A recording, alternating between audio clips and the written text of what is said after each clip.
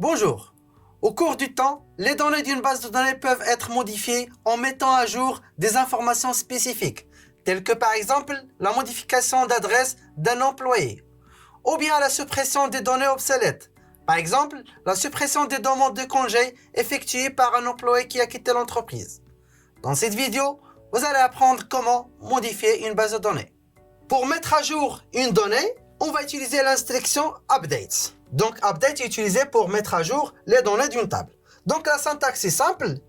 Update, le nom de la table. Donc on va modifier quelle table? Donc le nom de la table. Set, colonne 1, colonne 2, colonne 3. Ça veut dire les colonnes qu'on veut modifier. Par exemple, on veut modifier la colonne A par la valeur 1. Modifier la valeur de la colonne 2 par valeur 2. Modifier la valeur de la colonne n par valeur n. Where condition. Alors, where condition, c'est optionnel et utilisé si on veut modifier des informations ou bien des enregistrements spécifiques. Exemple, si on veut modifier le salaire et l'âge de l'employé Ismaël, dans ce cas-là, on va dire update employé. Donc, les informations modifiées, c'est le salaire et l'âge. Donc, cet salaire, virgule l'âge. Salaire égale nouvelle valeur pour le salaire. Donc, salaire, c'est 8500. Et l'âge égale à 27, c'est la nouvelle valeur pour l'âge. Where ID égale à A. Ça veut dire, on va modifier le salaire et l'âge de l'employé A. Donc, l'employé qui vérifie cette condition-là. Alors, si on prend l'exemple suivant, donc, le seul enregistrement qui vérifie cette condition ID égale à A, c'est l'enregistrement A. Dans ce cas-là, une fois la requête est modifiée ou bien exécutée, on voit que les valeurs de l'âge et le salaire de l'employé A est modifié par les nouvelles valeurs 27 et 8500. Un autre exemple, par exemple, si on veut augmenter le salaire des employés âgés de plus de 30 ans, dans ce cas-là, on va dire update employé, cet salaire, donc la nouvelle valeur pour le salaire, égale salaire, ça veut dire l'ancienne valeur de salaire, plus 500. Dans ce cas-là, on a augmenté le salaire par 500. Where âge est supérieur à 30. Dans ce cas-là, on va augmenter le salaire des employés qui ont l'âge supérieur ou égal à 30. Donc, une fois la requête exécutée, donc on voit les enregistrements suivants. Donc, les employés qui vérifient la condition A supérieure ou égale à 30, c'est l'employé Mohamed, Dunia, Omar, Mustafa et Monaim.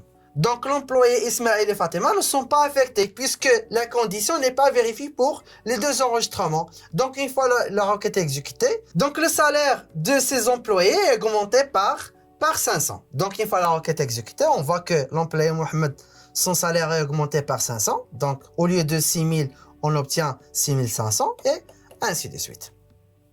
Donc, on voit que cette requête a modifié plusieurs enregistrements. Si on ignore la condition where, dans ce cas-là, tous les enregistrements sont, ou bien tous les employés se voient augmenter leur salaire par 500. Alors, pour supprimer des données, donc on va utiliser l'instruction delete. Donc, la syntaxe est simple. Delete from, le nom de la table. Donc, on veut supprimer des enregistrements à partir de quelle table? Espace, where condition. Where condition, c'est optionnel pour supprimer que des enregistrements spécifiques. Si on ignore where condition, donc toutes les données de la table non-table est détruite. Prenons un exemple. On veut supprimer par exemple l'employé 4 ou bien l'employé Dunia. Alors dans ce cas-là, il faut récupérer l'identifiant de l'employé Dunia. Dans ce cas-là, l'identifiant c'est 4. Et puis exécuter la requête delete from employé where ID égale à 4. Donc si on veut par exemple modifier ou bien supprimer les employés ayant l'âge supérieur ou égal à 30, dans ce cas-là, il faut juste modifier la condition par A supérieur ou égal à 30. Donc une fois la requête exécutée, les employés Mohamed, Dunia, Omar, Mustafa et Monem sont supprimés. Pour supprimer toute la table ou bien les données de la table, donc il faut tout simplement exécuter la requête delete from employé sans préciser une condition. Donc, si la requête est exécutée, toutes les données sont détruites de la table employé. Lors de la mise à jour ou la suppression de données à partir d'une base de données, vous ne pouvez pas récupérer les anciennes valeurs. Utilisez donc les deux actions update et delete avec précaution et créez une sauvegarde de vos données avant chaque action. Merci pour votre attention et à la prochaine.